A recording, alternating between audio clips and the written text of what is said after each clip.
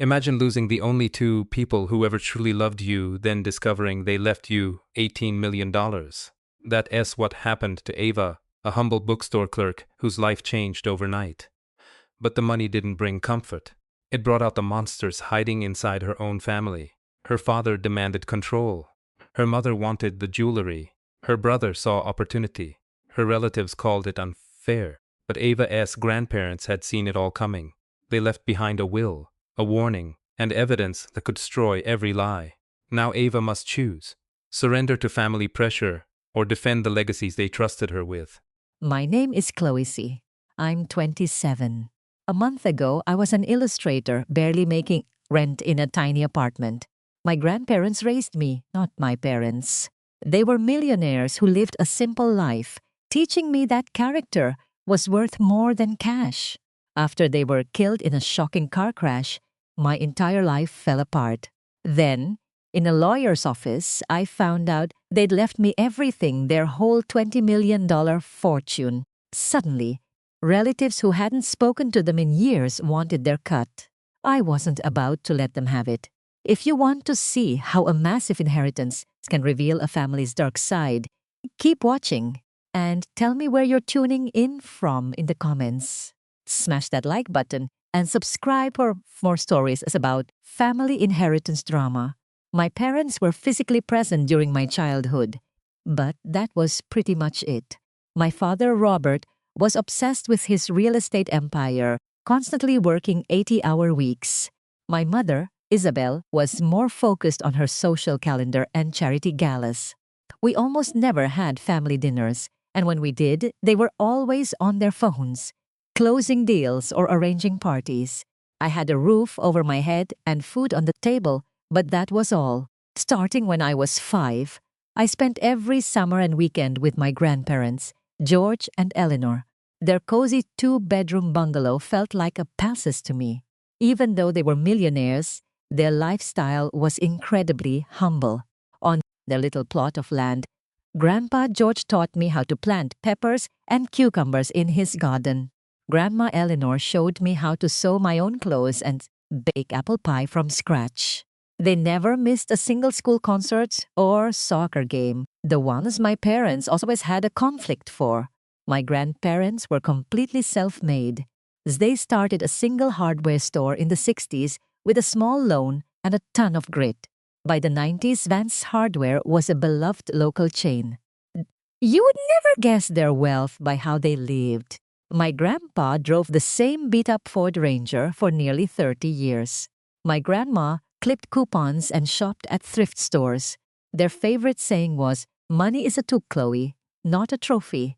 Use it to build something real, not to show off for strangers." That whole philosophy drove a wedge between them and my father. As their only son, he felt entitled to their fortune and couldn't wait to spend it. He hated their frugal habits, calling them stingy and embarrassing. What they called building character, he called being deprived. They paid for his entire university education, but still made him get a job every summer. When he graduated, they helped him with a down payment on a modest suburban house, not the luxury loft he demanded.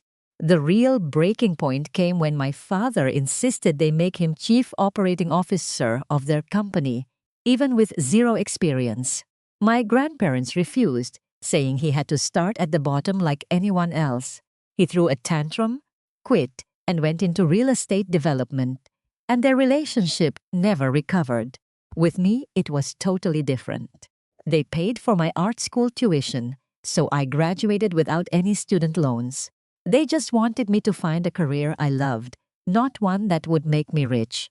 So when I chose to become an illustrator, they were genuinely proud of me. Even if my first paycheck was barely enough to cover my bills, I spent most of my 20s being incredibly close with my grandparents. We had dinner at their house every Sunday, no exceptions. I was their go-to tech person, helping them with their new laptop and teaching them how to use video chat. They showed me how to make all their classics family dishes and told me stories about their youth. During the holidays, I would always spend them there instead of with my parents. which led to huge fights with my mother. She called it a total betrayal. I had a small apartment just a half hour away from their place. It wasn't much, but it was mine, decorated with second-hand furniture and a ton of houseplants. My income as an illustrator wasn't great, but I managed. I loved the simple things, like borrowing graphic novels from the library, hiking on local trails, and fostering kittens from the animal rescue. My grandparents admired my independence, but they'd still surprise me with practical things, like a new set of winter tires or a high-quality scanner for my art. Then, 1 month ago, everything shattered. I was at home on a Monday evening when my phone rang. It was the state police. My grandparents were on their way home when a drunk driver ran a stop sign and slammed right into them. They died instantly. The trooper said it was quick, but that didn't help. The funeral was a hazy nightmare. I recall my parents seizing control of the plans, arguing with the funeral director over the price of the flowers. My brother Leo came home but spent the whole service texting. My Aunt Diana cried hysterically whenever someone looked at her, but the tears dried up the moment their backs were turned. Uncle Michael just stood by her side, completely silent. Not one of them had seen my grandparents in ages. Yet here they all were, acting like the perfect heartbroken family. I felt nothing but a deep, hollow ache. The only people who ever really loved me were just gone. Their house, which used to be filled with so much life and joy, now felt silent and cold. I couldn't face going in there after the service. I just went back to my small apartment, told my boss he needed time off, and tried to process everything. 2 weeks later, I received a call from a Mr. Harrison, my grandparents' lawyer. He told me I needed to come to his office with my parents, aunt, and uncle for the reading of the will. I didn't know it then, but that meeting exposes my entire for who they truly were. The morning of the meeting, a cold rain was falling, fitting my mood exactly. I arrived at the law firm 10 minutes early, wearing a plain black dress and holding an old umbrella my grandpa always insisted I keep in my trunk. The law firm was on the top floor of a sleek glass skyscraper, all steez and minimalist furniture. Mr. Harrison greeted me with a warm, steady handshake. He was in his late 60s, with kind eyes behind wire-rimmed glasses. My grandparents always called him a true friend, not just their lawyer for the past 30 years. "I am so very sorry for your loss, Chloe," he said gently. "George and Eleanor were just the finest people. I'm going to miss our monthly golf games and her incredible brownies." His genuine sadness brought a lump to my throat. "Thank you," I whispered. "They thought the world of you." Just then, the glass doors of the office slid open, and my family arrived like a tidal wave. My father, Robert, marched in first, glaring at his ridiculously expensive watch. At 57, he was a hardened gold copy of my grandpa, without any of his kindness. My mother, Isabel, followed him, clutching a handbag that probably cost more than my last 2 years of rent. My 24-year-old brother, Leo, slouched in behind them, wearing dark sunglasses inside. His version of formal wear was a stained hoodie over a collared shirt. Aunt Diana, my dad's sister, brought up the rear, loudly complaining on her phone about a canceled spa appointment. Uncle Michael slipped in behind her. He gave me a brief, anxious look and then immediately studied his shoes. After 20 years of marriage to my aunt, I'm not sure I'd ever heard him speak a full sentence. "All right, let's get this over with," my father announced, completely ignoring me. "I've got a business to run, mister." Harrison gave a tight, professional smile. "Of course, Robert.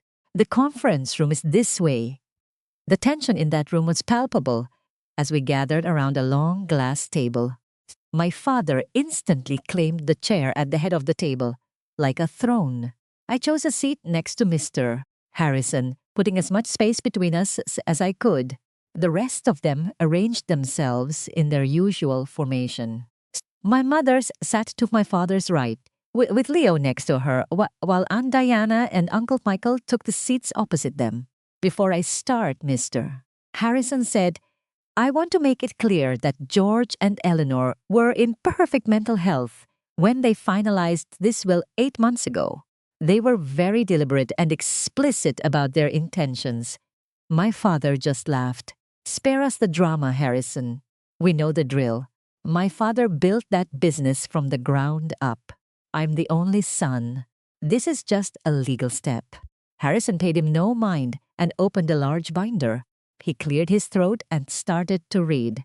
I, George Vance, and I, Eleanor Vance, being of sound mind and body, do declare this document to be our last will and testament. The formal legal language went on for what felt like an eternity as Mr. Harrison read through the preamble. My family was practically vibrating with anticipation. Finally, he reached the section they were all waiting for. We hereby bequeath our entire estate, which includes all liquid assets totaling approximately $6 million. Our stock portfolio, valued at $10 million. All property, including our home, valued at $3 million, and our ownership stake in Vance Hardware, estimated at $1 million to our beloved granddaughter, Chloe Marie Evans. A stunned, heavy silence fell over the room. My pulses hammered in my ears. This felt like a bad dream. Julian S. lawyer adjusted his tie. The settlement transfers ownership of the new Skylux penthouse, valued at $50 million, to a trust for his child with Isabel Moreau. This document supersedes all previous agreements regarding the marital estate with my wife, Clara, and our unborn child. My financial support during our marriage was, and I quote, exceptionally generous, a position we are fully prepared to litigate. Julian's father, Marcus, jumped up, his whiskey sloshing over the rim of his glass. Let me see that, he demanded, grabbing the file from the lawyer's hands. This is a betrayal, his wife, Genevieve, hissed, her voice sharp. $50 million to that Dubai vulture. She'll leverage it against us. My brother-in-law Ethan cracked his knuckles, his face flushed with anger. What about my hotel seed money? That capital was promised to me for my new beachfront project. His wife, Chloe, turned on me, her eyes flashing. What did you do, Clara? How could you be so stupid? I felt completely empty, their voices bouncing off the cold marble walls of the enormous living room. $50 million. My husband wasn't just ending our marriage, he was handing our entire future to someone else. The lawyer calmly took the file back from Marcus. If everyone could please settle down. There is one last item. Julian recorded a message from Singapore to explain. He touched a remote, and a huge screen descended from the ceiling. Julian's face appeared sharp and clear, with the Singapore skyline glowing behind him. My stomach churned seeing him there. He looked just as he had this morning before his urgent business trip. His recorded voice began. If you're watching this, the deed has been transferred. I wanted to handle this personally, to avoid any misunderstanding. He looked straight into the camera, his gaze piercing. Clara, I do still care for you, but our paths have diverged. For years, Julian's voice echoed in the room. I've watched you devote yourself to that small museum while Vanguard Properties was changing Miami's skyline. You saw my life's work as just a checkbook for your little projects, not the empire we were meant to build. He then rattled off every charity gala I'd skipped, every investor weekend I'd begged off of, twisting my priorities into a story of disrespect. The company I built, Julianson said, his voice cold, was never about a comfortable life.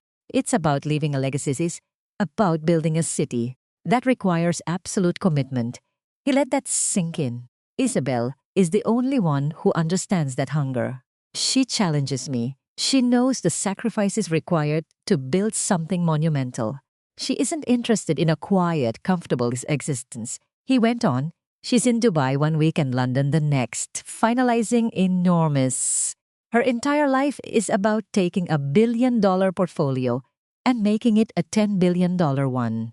I trust Isabel to be a true partner. She will use this asset to expand our empire, not just coast on it. The recording went on for a few more minutes, Julian outlining his vision with Isabel joint ventures in Asia, a new line of branded hotels their future plotted like a corporate merger. When the screen went black, Marcus was trembling with fury. This is completely insane. That woman has brainwashed him. It's as clear as day. We will fight this with everything we have. Julian's lawyer, who had been patient, finally spoke. He expected this, Marcus. Julian passed a full competency evaluation with 2 separate doctors before filing. He also has years of correspondence documenting his and Clara's growing differences. I must advise you that a public challenge will be expensive, drawn out, and will severely damage the Vanguard brand before the next funding round. Genevieve turned to me, her voice now syrupy sweet. Clara, dear, you know he doesn't mean this. It's a lapse in judgment. That penthouse belongs within Emily Trust to protect our name. You'll sign it over to us, won't you? It's for the best. The air in the room felt thick. All their eyes were on me, waiting. I need some time to think, I stammered out. I didn't know. Think about what? Ethan snorted. That property is to be managed by someone who understands luxury real estate, he said, pointing to himself. As their bickering started, the lawyer discreetly got my attention. You don't have to make any decisions today, Clara. Take your time. He offered me a carbon fiber briefcase. Inside are the complete settlement papers, keys to a secure residence in South Beach, and contacts for your own legal and financial team. Please reach out if you need anything. The room erupted into chaos, a storm of legal threats and angry words. The lawyer finally had to shout to end the meeting. As we filed out, Marcus gripped my elbow. This isn't finished, he growled. You will be at the estate for dinner tonight, 7 o'clock. Don't be late. It was an order, not an invitation. I nodded, too stunned to argue. As they loaded into their matching black Escalades, I found my way to my Lexus in the visitor's lot, clutching the briefcase. The life I thought was ours was now being used as a weapon against me. I drove aimlessly for hours, a blur of sun and water along the causeway, finally stopping at a park overlooking the bay to just breathe. The briefcase sat on the passenger seat, a ticking time bomb. I had to know what price he put on our marriage. But I was terrified of the battle that was clearly coming. At 7 sharp, I pulled through the gates of my in-laws' Star Island estate. The other black SUVs were parked out front. Their home was a fortress of glass and white stone, designed to impress, not to comfort. Taking a deep breath, I carried the briefcase inside. They were all there, scattered around a vast living room that felt more like a modern art museum. Marcus stood by the massive fireplace, swirling a glass of rum. Genevieve sat perfectly still on a white leather couch. Ethan paced back and forth, yelling into his phone, while his wife Chloe examined her nails.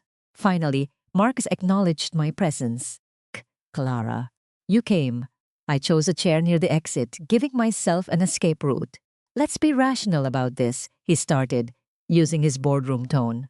Julian is obviously compromised. His focus should be on protecting the family's portfolio, not liquidating it. Genevieve chimed in. Dearest, an asset like that is a tremendous burden. You're pregnant, and you're not yourself. Marcus is the only one who can properly manage this property. We will take care of you, naturally. We'll find you a nice apartment somewhere, something easier for you to handle. The insult was intentional, but I refused to react. My quietness seemed to encourage him. Here is our offer. You will sign over the deed to a family trust, which I will oversee as patriarch. This protects everyone. You'll get a yearly stipend of 3%, which is plenty for your lifestyle. 3%. My voice was barely audible. That's 1.5 million a year. Precisely, Ethan snapped, having ended his call. More than enough for someone who works at a nonprofit. I need at least 10 million to launch my hotel chain. It's a sure thing. I said nothing. Ethan had already torched millions on other sure things, like a high-end yacht charter service that sank in a year. And that secure residence in South Beach really should be for us, Chloe added, looking up from her phone. We have 2 kids who need to be in the right social circles. I almost snorted. Chloe had never visited our place without complaining about the tourists. Her children, my niece and nephew, were virtual strangers who appeared in glossy professional Christmas cards. As the night wore on, their strategy changed. When business talk failed to hold, they tried guilt. "After all we've done for you," Genevieve said, her eyes welling up. "We welcomed you, gave you a world you only dreamed of. Is this how you repay us?" I felt sick. Repay them? They never once asked about my work, my exhibitions, or anything that mattered to me. "We are telling you how this is going to be. Either you sign tonight or we contest the prenup. We will drag every private moment of your marriage into a courtroom." How many of Julian's investor parties did you skip? What have you told your artsy friends about this family? I promise you, it will get ugly. The threat lingered in the air. My head felt light, but then a new strength settled in my bones. I thought of my dad when a developer tried to bully him into selling his old bookstore in the Grove. "Don't ever let a rich man's wallet make you feel poor, Clara," he told me. "You know what you're worth. You stand firm." My Uncle Robert, who'd been quiet all night, finally cleared his throat. "Richard, don't you think Ava needs a minute to process this?" My father gave him a look that could curdle milk. "This is about the family future, Robert." "She is family," he said quietly, before my father's esclair silenced him. By 9 o'clock, my brother Ethan was on his laptop, already outlining plans to liquidate assets. My mother was on the phone with their wealth manager, talking about tax shelters. My aunt was browsing private jets online, whispering about upholstery options. They were carving up my life right in front of me. No one mentioned what my grandparents would have wanted. Not once did they ask what I planned to do with their legacy. At 10:30, my dad slid a thick stack of papers and a pen across the mahogany table. "Sign," he commanded. I flipped through the pages. It was dense legalese, but the bottom line was simple. He wanted a total control of the estate. In exchange, I'd get an allowance he could revoke at any time. I put the papers down and took a deep breath. The room went absolutely still. "What was that?" my dad asked, his voice a low growl. I met his gaze directly. "No, I'm not signing it. My grandparents had trusted me, and I was not going to fail them." My mother instantly erupted, shouting about how ungrateful I was. My brother Ethan muttered something obscene under his breath. My aunt started to cry about her own children's inheritance. I just sat there, stone-faced, letting that one word "no" be my shield. At last, my father slammed his fist on the table. "Enough!" he roared. "I told your grandfather you were too soft.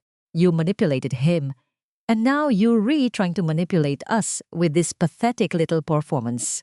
He leaned over the table, his finger stabbing the air in my direction. "You have a choice to make, Ava. Right here, right now. You either sign that document and you are part of this family, or you walk out that door with your inheritance and you are dead to us. You can have it both ways." The threat was absolute.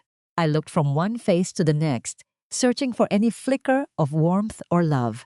I found only cold, hard greed. In that instant, it became crystal clear. I was never one of them.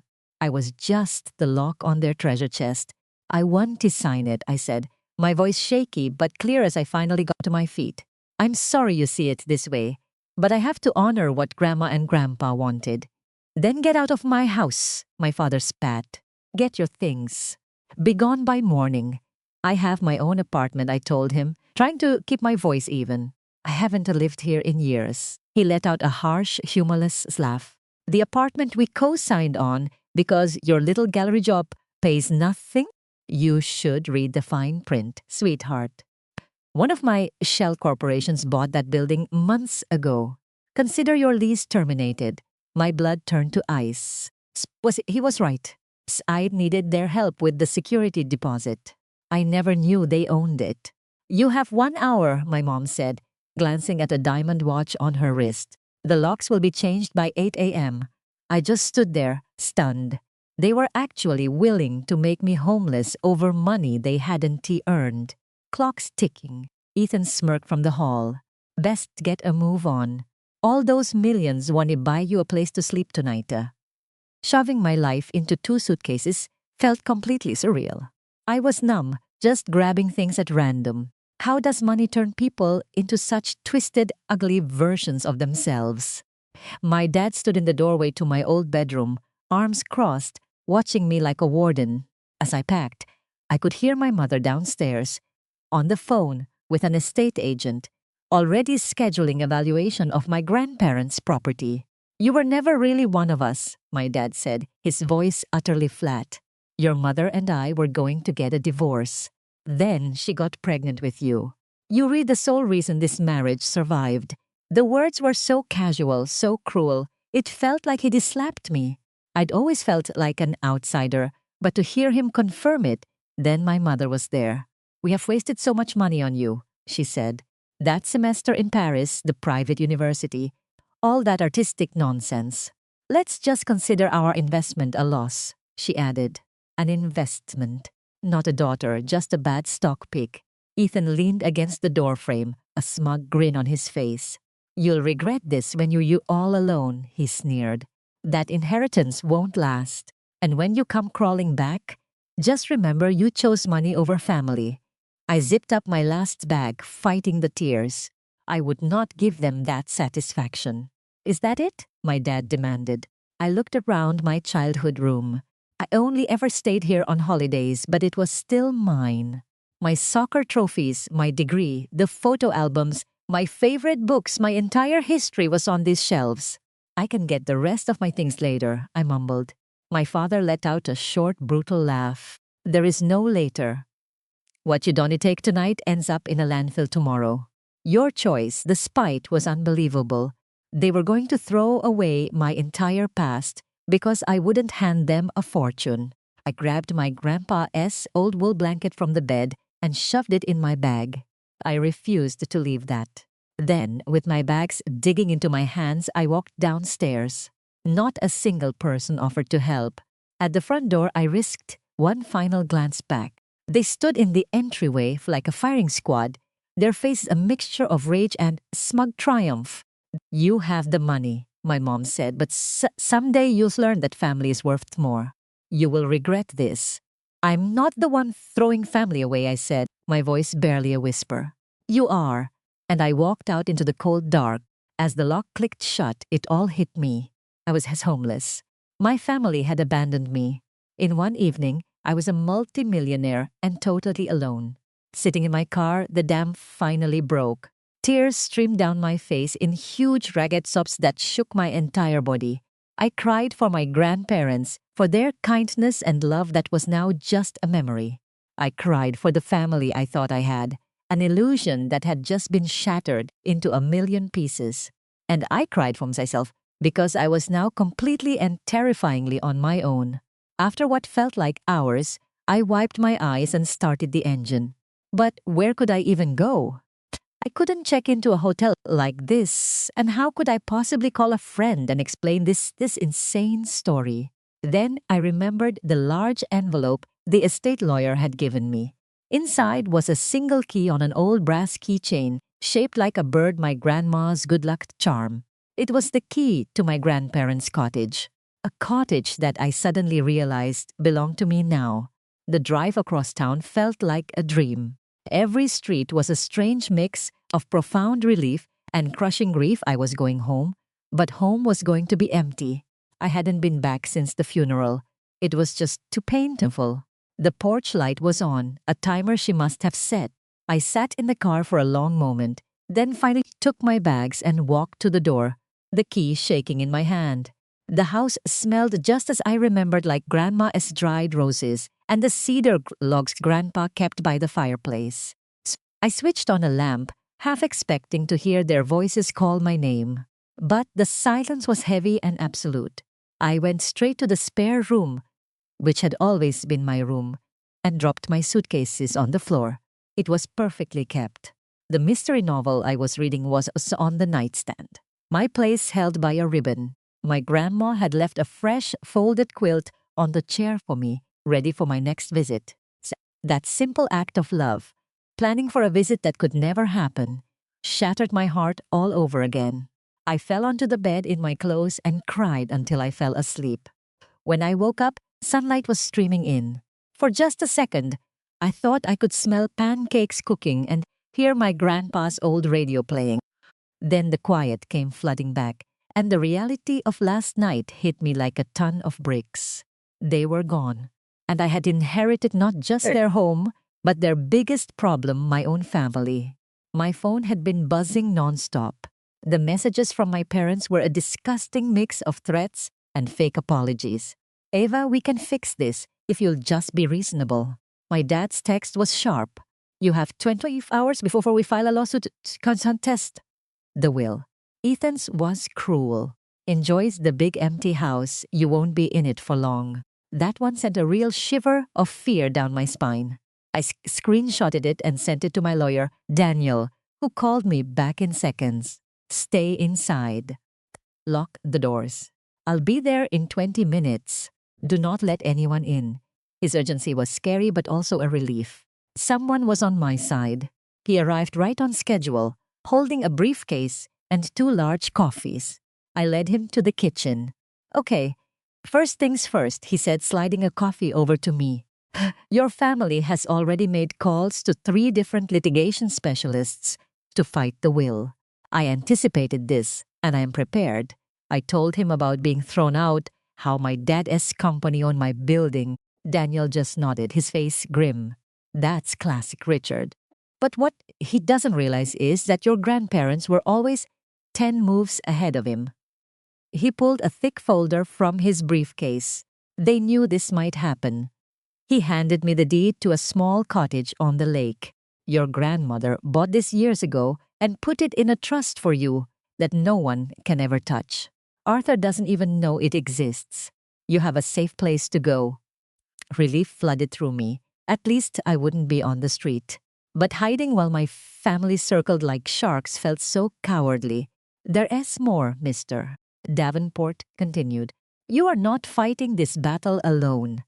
Your grandparents had many loyal friends who knew what your family was capable of. Just then, a quiet knock came at the guest house door. Mister. Davenport smiled. That would be George. George. The name felt familiar. George Miller, mister. Davenport clarified. He was your grandparents' head groundskeeper for the last 20 years. He manages the guest house. The door opened to a man in his late 50s with kind eyes and graying hair, wringing a cap in his hands. Miss Chloe, he said softly, I'm so sorry for your loss. Your grandparents were wonderful people. I saw your car and just wanted to check on you.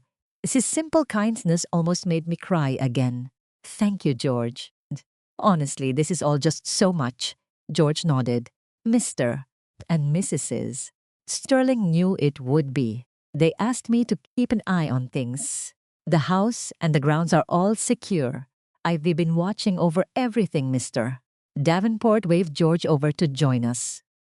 For the next hour, George shared stories about my grandparents I'd never heard, describing 2 people who were deeply respected by their whole staff. Your father and brother, George said, choosing his words carefully. They showed up right after the funeral, when the house was empty. They took things: rare watches, first edition books, some new electronics. I have it all on the security footage. My blood ran cold. My own father had installed a huge security system for them years ago, supposedly for their own safety. I had completely forgotten about those cameras. George just shook his head. They didn't know, mister. Sterling had me install a new system last year. He didn't trust the one your father put in. Said it had 2 blind spots. Mr. Davenport made a note of it. That footage is pure gold if they try to sue. There is more, George added. Mrs. Sterling kept journals. She wrote everything down, especially during family visits. They in the study. I followed him to the study, where shelves were lined with dated, leather-bound journals. George pulled a volume from a shelf and handed it to me. This one is from last spring, when your father asked for money for that new tech startup. I opened it and saw my grandmother's elegant handwriting. May 15th. Arthur visited today, the first time in 6 months. He didn't ask about our health. He launched right into a pitch for a venture needing $250,000. When Alistair refused, Arthur got nasty, accusing us of favoring Chloe. He claimed we were fools to trust her, that she only visited to secure her inheritance. He couldn't be more wrong. Chloe never asks for anything. She has no idea of our actual net worth. She brings us garden flowers every Sunday and just stays to read with us. Arthur stormed out before his tea was even cold, leaving Alistair deeply upset. I kept reading, page after page, year after year. It was always the same. My father demanding money. My brother Leo with some ridiculous get-rich-quick scheme. My mother complaining their grand home was an embarrassment. But my visits, they were described with such love. My grandmother wrote about our book discussions, our long chats, and the little text issues I fixed for them. She saw a part of me my own parents always ignored. While I was reading, the doorbell rang. George answered, returning with an older woman in a crisp floral dress. "This is Mrs. Gable," he said. "She was your grandparents' housekeeper for over 20 years. Mrs. Gable pulled me into a fierce hug. "You look just like Eleanor at your age," she said, her eyes shining. Over the next few hours, more people arrived. Miss Finch, my grandparents' chief accountant, offered to review all the financials with me. Mr. Hayes, their financial planner, brought binders detailing my trust fund. Susan Miller, their neighbor of 30 years, arrived with a cast stories assist about childhood parties. Every single one of them brought not just crucial information, but real affection. They all adored my grandparents, and because of his topic that they were here to protect me. While helping me in my grandmother's office, Mrs. Gibble found a hidden safe. Inside were letters from my father stretching back decades. Everyone was a request for money. Some even threatened to keep me away from them if they didn't pay. She also found a flash drive with security footage from the funeral. Your mother went through Eleanor S.'s jewelry box before the service was even over. She pocketed family heirlooms, claiming Eleanor would have wanted her to have them. It was clear my grandparents had been preparing for this war for years. They hadn't just left me their money, they left me an army and all the ammunition I could possibly need. Around 4 o'clock, my phone buzzed. It was a text from my brother Leo. "Enjoy the mansion while you can. Mom, Dad, and the others are coming at 10 a.m. tomorrow to claim what's ours. Stay out of our way or this gets ugly." I showed the screen to Mr. Davenport. His jaw tightened. "That is a direct threat, and it implies they intend to force their way in," he said grimly. "I think it is time to put the final stage of your grandparents' plan into motion." He made 2 quick phone calls, speaking in hushed tones about evidence. When he hung up, he looked right at me, his eyes serious. "They knew this day would come, Chloe.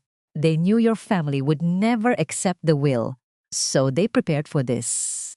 Tomorrow morning, we will be ready. But tonight, I want you to see all of this, so you know exactly what you're fighting for." He gestured to the dining table, covered with journals and legal files. "Your grandparents built something more valuable than wealth. They built a community founded on loyalty. That is their true legacy to you." After everyone but George had left, promising to return in the morning, a strange calm fell over me.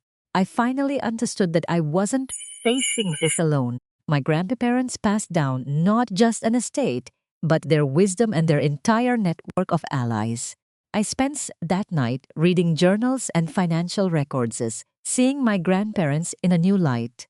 They were brilliant, strategic, and always a step ahead. Every decision they made was to protect what they had built and to protect me. For the first time since the will reading, I felt I could actually carry the weight of what they did left me. I refused to fail them. As I got ready for bed, another text from my brother lit up my screen. "Better sleep with one eye open. Tomorrow you learn what happens across this family." Instead of fear, a cold, hard sense of purpose washed over me. Oh, Tomorrow would definitely show the consequences of crossing family, just not in the way Leo imagined. I woke up early, anxious but determined. By 8 a.m., our lawyer, Mr. Davenport, arrived with coffee, pastries, and a thick legal binder. "These are restraining orders, all ready to be filed if necessary," he said, and cease and desist letters to address Leo's threats. Their private chef, Vincent, came in right after, heading to the kitchen. The warm smell of coffee and croissants soon filled the house, a bizarre sense of peace before the storm. By 9:30, the house was full of allies. Vincent stood near the front door, a quiet, solid presence. Miss Finch, the accountant, had her laptop open, ready to project financial records. Vincent made sure we all had fresh coffee. His calm energy was a testament to my grandparents' judgment. At 9:45, headlights swept across the lawn as cars pulled into the driveway. First, my father's sleek black sedan, followed by my mother's huge white SUV. Then my Aunt Cynthia and Uncle Mark in their ridiculous red convertible, a tacky tribute to a midlife crisis. Finally, Leo's roaring sports car, which he could only afford because my parents paid for it. "They early, Mr. Davenport noted, trying to catch us off balance. The doorbell rang, sharp and demanding. Mr. Davenport nodded to Vincent, who opened the door. My father stood there, stunned to see a stranger. Behind him, my family clustered together, their faces a mix of fury and smug entitlement. "Where's Chloe?" my father demanded. "This is a private family matter." Vincent held his ground. "Miss Sterling is expecting you. Please, come in." My family pushed into the foyer, then stopped dead when they saw the crowd waiting for them. I stood in the middle of the room with Mr. Davenport behind me. "What is all this?" my mother shrieked, her voice tight with rage. "You've invited strangers into a private family affair." Before I could answer, the front door opened one last time, and two more people walked in.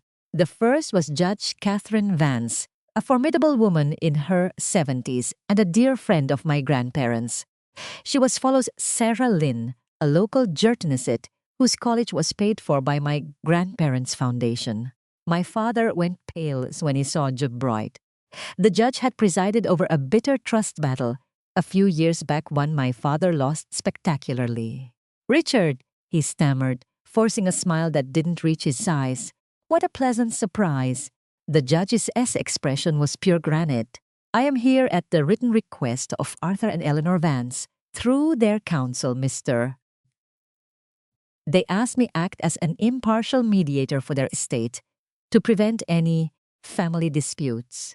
My mother glared at the woman standing by the window, Isabel Rossi. "This is a family matter. We're here to discuss personal effects. Why is a private investigator here?" Isabel gave a cool, measured smile. "Just a friend of the family. I'm not on the clock unless, of course, a situation arises." The implication was crystal clear. Just then, the library door opened. 6 people walked in, forming a silent, steady wall behind me. They were the most loyal senior staff from my grandparents' company. People who knew my uncles as a reckless boy and watched him become an absent man. "You're joking," my cousin Kyle scoffed. "You think this little reception committee is going to intimidate us?" I took a step forward, their presence a shield at my back. "I know exactly why you're here. You believe you're entitled to my grandparents' entire estate, no matter what their will dictates. You think you can bully me out of it." My Uncle Richard's face went hard. Those old folks were not in their right minds. We're here to correct their mistake. From behind me, Grace's calm voice sliced through the room. Actually, Richard, we have detailed records of every financial request you made to your parents for the past 20 years. She opened a heavy ledger, including the money from their pension in 2017, the bounce check from 2019, and your petition to have Arthur declared incompetent when he refused to fund Kyle's ridiculous crypto scheme. My uncle's face took on a sickly gray pallor. "That's all of that is being twisted." Frank, the factory foreman, stepped up holding a file. I also have the paperwork for the company loan you never repaid, Richard. $250,000 from 2015 for that failed car dealership. Your parents never pressed charges, but they could have. One by one, my grandparents' people laid out a timeline of my family's greed, a story of endless demands but zero presence. My Aunt Diane, who'd been fuming silently, finally spun on me. You poisonous little snake. You wormed your way into their heads against their own flesh and blood. Judge Albright cleared her throat. In fact, Mrs. Vance, I reviewed Arthur S. personal video logs. There was no manipulation. Your parents were perfectly lucid and very clear in their reasoning. This is pure theater, my mother scoffed, waving a hand. It changes nothing. We will contest this ridiculous will, and we will win. Mr. Chen stepped forward. I have some documents for you all. He gave a thick file to each of my relatives. This is a discovery file that will become public the moment you challenge the will. It contains bank statements, emails, text messages, and sworn affidavits from their home care nurses detailing your conduct over the last 5 years. I would seriously recommend you review it before you file any motions. My Uncle Richard, who had gone quiet, tore his file open and started reading. His face grew whiter with each page he turned. After a moment, he put a hand on my Aunt Diane's arm. We have to leave, he whispered. This isn't a fight we can possibly win. She angrily slapped his hand away. My brother is not a coward. But my uncle was frozen, staring at the pages. It was a history of him trying to sell off company assets, along with transcripts of him calling his own parents a burden on a recorded line. Isabel Rossi spoke again. I should also note that the estate is now under full video and audio surveillance. Any attempt to remove items will be considered felony burglary. Frank nodded. The new security system logs every movement. All footage is immediately uploaded to a secure cloud server. While my family processed that, I walked to a small desk where Chen had placed some papers. These are cease and desist orders for the threats you've been making, I said, handing them directly to Kyle. I gave the next folder to my uncle.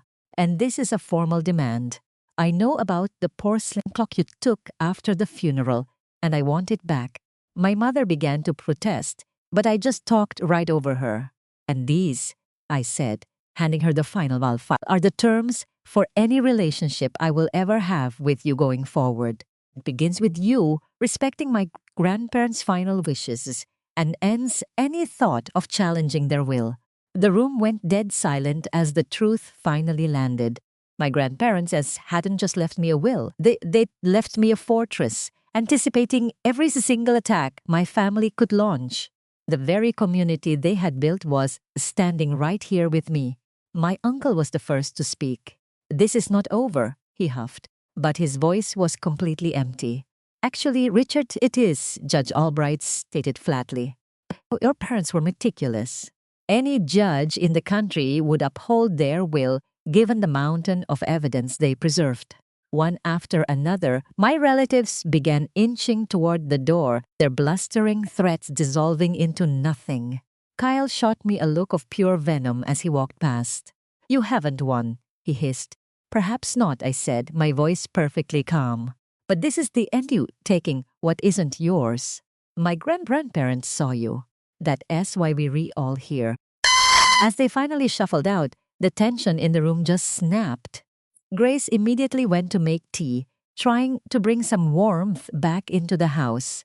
Everyone was telling me I did a good job. But I just felt empty.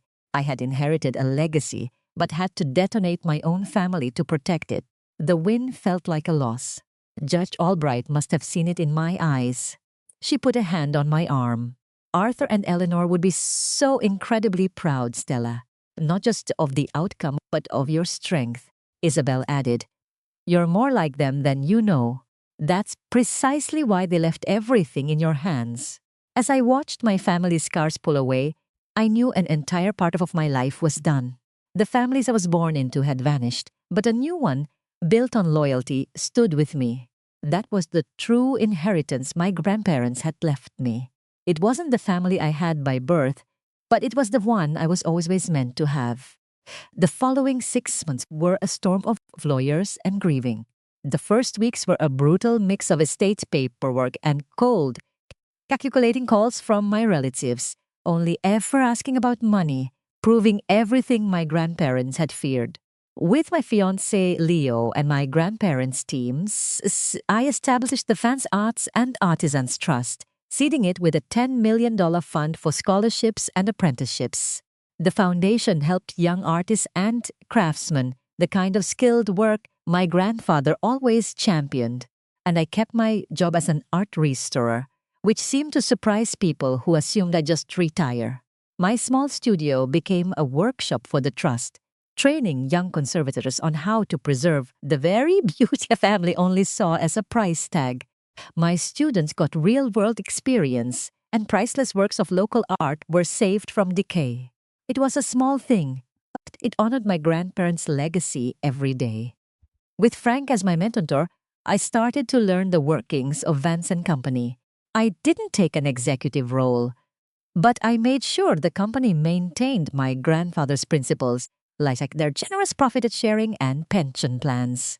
The business boomed, keeping hundreds of local people securely employed. My grandparents' mansion, once so cavernous and lonely, slowly started to feel like a home. I finally moved into the main bedroom after months of feeling like I was trespassing. With help from Leo, I transformed the dusty old ballroom into a beautiful gallery to showcase work from the foundation's artists. Grace still came by to manage the household 3 days a week, flatly refusing to retire, no matter how many times I told her she deserved to. My family made few more attempts to re-enter my life, each one more transparent than the last. My father called when his latest investment went south, asking for a bridge loan. My mother called after reading about the trust, suggesting she'd be a perfect fit for the board. My cousin Kyle texted after his crypto scheme imploded, asking if I could just bail him out. And Diane even called near Christmas, saying holidays are for family, especially in a grand house meant for entertaining. Each time, I delivered a polite but unbreakable no, referring them back to the conditions I had laid out. I told them my door was open to an actual relationship, one based on respect and love, not on their bank accounts. Not a single one of them was willing to meet that simple requirement. So I created new traditions with the family I chose. Our weekly dinners became the highlight of my week, with a mix of friends like Leo, Isabel, and Mr. Chen and his wife. We celebrated small victories, we supported each other through tough times, and we always showed up.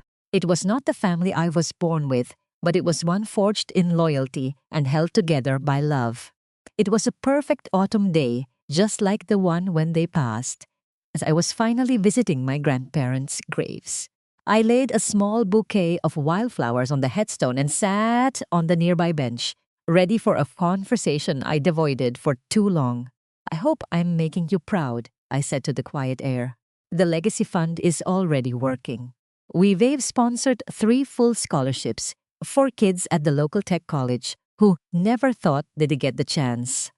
Your old factory foreman still tells the best stories about you. A cool breeze whispered through the pines, and it smelled like rain. My grandma always loved a day like this, the kind of flight a photographer dreams of. I wish you could see this, I said. Still have so many questions for you about running the company, about all the people you helped without a word. But I'm figuring it out. Last month, I finally got the key to your old office desk.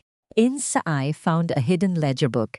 It was filled with notes about forgiven loans, paid medical bills, and seed money for neighbors' businesses.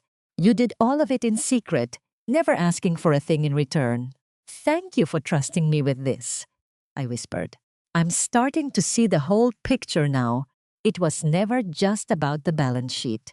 It was about a certain code, a belief that you use your success to lift up the people around you, not just to get your name on a building.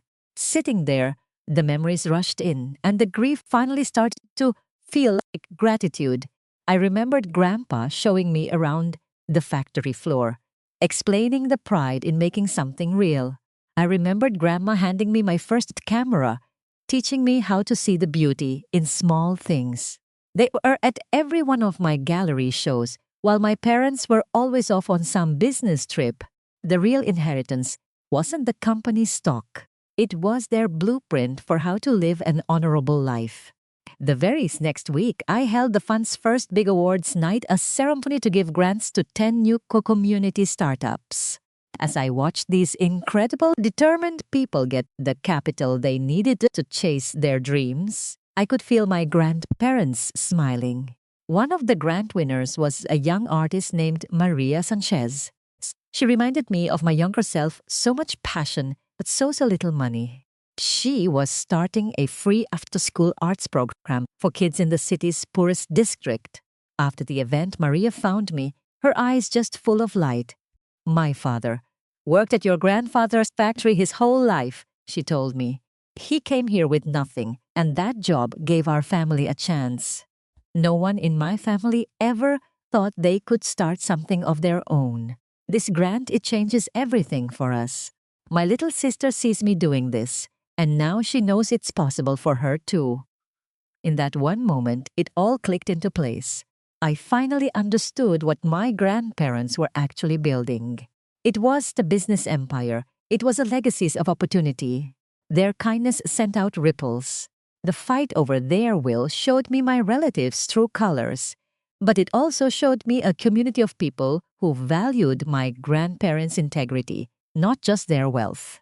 That was the real inheritance, and it's as worth more than any amount of money. So I keep at it. I still do my photography, I run the foundation, and I'm learning the family business, day by day. The money is just a tool to build things. It doesn't own me. I still live in my small apartment, drive my beat-up old Jeep, and I host free photography workshops for teens on the weekends instead of going on lavish vacations.